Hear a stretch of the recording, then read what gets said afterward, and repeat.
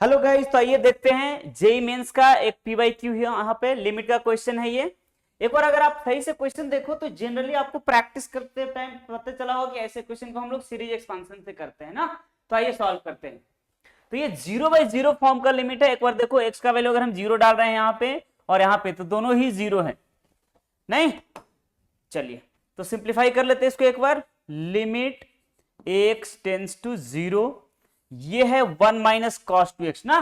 तो यहां पे अगर हम देखा जाए तो हम instead of doing series expansion सीधा ही 1 माइनस कॉस 2x का फॉर्मूला लगा लेते हैं, जो होता है 2 साइन स्क्वायर x।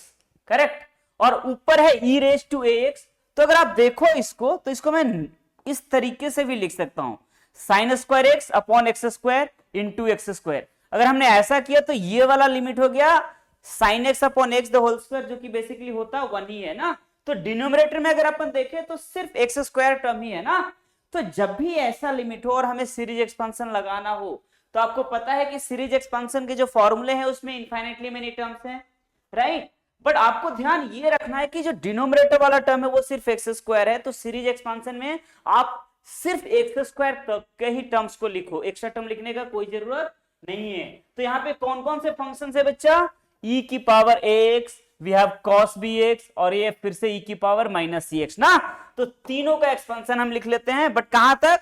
सिर्फ एक्स स्क्वायर टर्म तक ही। तो e रेज टू x का एक्सपेंशन हमें पता है, तो e रेज टू ax की जगह हम क्या लिख देंगे? 1 प्लस x की जगह ax plus ax the whole square upon 2 factorial.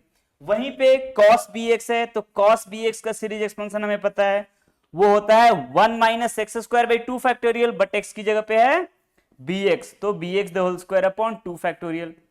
वहीं पे अगर हम देखें, मैंने जैसे बोला कि हमें लिखना है सिर्फ दो ही term up to x square, तो ऑलरेडी एक एक्स यहाँ पे है, तो इसमें सिर्फ x तक ही लिखें, क्योंकि दोनों मिलकर हमें एक्स स्क्वायर चाहिए। तो e raise to minus c x का एक्सपेंशन अगर हमने लिखा तो ये आएगा 1 प्लस एक्स की जगह पे हो गया माइनस सी एक्स। बाकी टर्म्स लिखने का जरूरत नहीं है, आप लिख सकते हो, बट वो सब टर्म्स एट द एंड 0 ही होने वाले हैं। तो हम सिंपलिसिटी के लिए, हम अगर हमारा सोल्यूशन को सिंपल रखना है तो इतना ही टर्म लिखना है। चलिए आइए लिख लेते हैं उन सबको अब ना। तो ये आ गया 1 plus a x plus a square x square, 2 factorial की जगह 2 ही लिख दो आप, minus 1 minus b square x square upon 2 minus c x by 2 already बाहर है, और e की पावर माइनस सी एक्स का एक्सपेंशन हमें लिखना है 1 माइनस सी एक्स बस ना। अब सिंप्लीफाई करते हैं, एनीवे इसका वैल्यू 17 ही रहेगा। चलिए तो यहां पे देखें तो ये 1 और ये 1 कैंसिल हो जाएंगे, और बाकी जो बचेंगे उनको एक बार लिख लेते हैं। x टेंस टू 0, ये आ रहा है ax plus a square x square by 2 plus b square x square upon 2 minus c x by 2, और प्लस अगर हमने मल्टीप्लाई किया तो ये आ रहा है सी स्क्वायर एक्स स्क्वायर बाय 2, और नीचे ये वाला लिमिट को हम 1 पुट कर सकते हैं, तो ये बेसिकली है कितना? 2x square.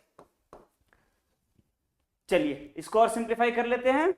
तो ये आ जाएगा आपका, अगर देखा जाए तो x कॉमन है न्यूमरेटर और डिनोमिनेटर में ना, तो x कॉमन निकाल कर उसको कैंसिल कर दे और जो बचा उसको लिख देते हैं। तो ये आएगा a plus a square x by 2 plus b square x by 2 minus c by 2 plus c square x by 2 upon 2x, क्योंकि हमने एक x को कैंसिल कर दिया है।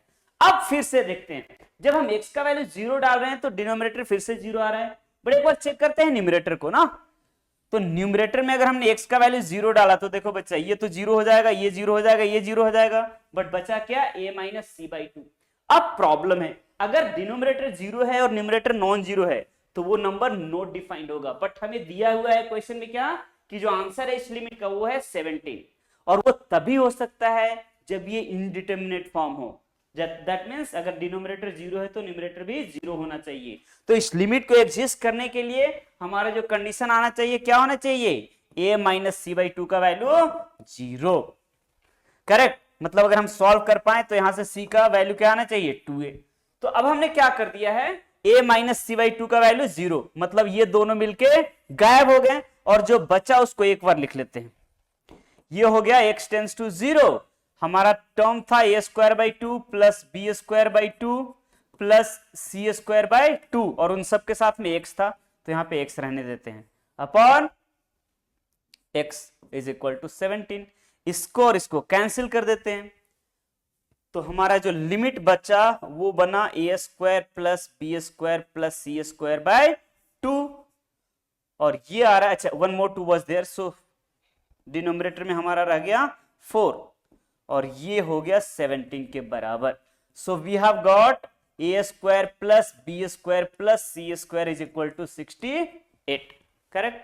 बट क्वेश्चन अगर अपन देखें एक बार फिर से तो उन्होंने पूछा है 5a square plus b square का वैल्यू ना, मतलब c नहीं है तो हम क्या कर रहे हैं c की जगह 2a रख देते हैं तो ये हो गया a square plus b square plus 2a the whole square is equal to 68।